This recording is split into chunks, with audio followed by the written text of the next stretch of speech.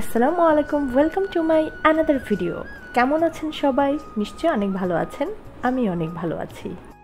আমি আজকে আপনাদের সাথে শেয়ার করব আমার খুবই পছন্দের একটা রেসিপি। আজকে যেটা আমি রান্না করতে যাচ্ছি, নিশ্চয়ই এতক্ষণ ভিডিও দেখে আপনারা বুঝতে পেরে গেছেন। আজকে আমি রান্না করব খুব বড় সাইজের একটা ইলিশ মাছ। আজকের ইলিশ মাছটা আমি রান্না করব সরিষা দিয়ে।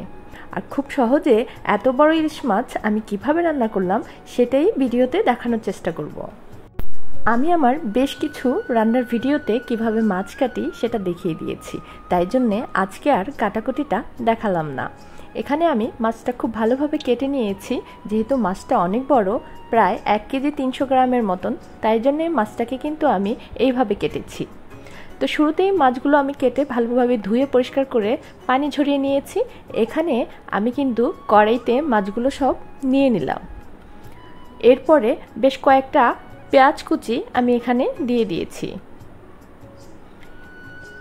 এরপরে আমি হলুদ গুঁড়ো দিয়ে দিলাম, তারপরে দিয়ে দিলাম মরিচের গুঁড়ো, এরপর স্বাদমতো লবণ দিয়ে দিলাম।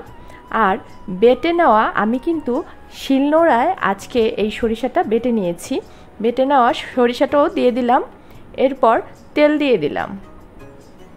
খুব ভালোভাবে হাতে মাখাতে হবে, যাতে করে প্রত্যেকটা মাছের মধ্যে মশলাগুলো খুব ভালোভাবে ঢুকে যায়। হাতে মাখানো সরিষা ইলিশ কিন্তু সত্যি খেতে অনেক বেশি মজাদার হয়। তারপরে আবার খুব তাড়াতাড়ি এই রেসিপিটা তৈরি করা যায়। আমি আরেকটু তেল দিয়ে দিলাম, এরপর পানিও দিয়ে দিচ্ছি। পানিটা আমি পরিমাণ মতোই দেব, বেশিও দেব না, যাতে করে এই পানিতে আমার মাছটা খুব ভালোভাবে রান্না হয়ে যায়। সব কিছু দিয়ে দেওয়ার পরে আমি ঢাকনা দিয়ে মাছটা কিছুক্ষণ রান্না করলাম। এরপর আমি মাছের যে ডিমটা আছে এটা অ্যাড করে নিলাম। শুরুতে আমি ডিমটা দিলাম না, কারণ ডিমটা রান্না করতে করতে ডিমটা ভেঙে যাবে। কয়েকটা কাঁচামরিচ ফালি দিয়ে দিয়েছি। দেখতেই পাচ্ছেন একদম তেলটাও উপরে উঠে গেছে, মাছটাও খুব ভালোভাবে রান্না হয়ে গেছে। খুব সহজেই এই রেসিপিটা তৈরি করা যায়, তবে খেতে কিন্তু আর অন্য সব রেসিপির থেকে খুবই মজাদার। খুব অল্প সময়ের মধ্যে হাতে মাখানো সরিষা ইলিশ তৈরি হয়ে গেল। রান্নাটা কিন্তু সত্যি অনেক বেশি মজাদার হয়েছে এবং কালারটাও অনেক বেশি সুন্দর আসছে।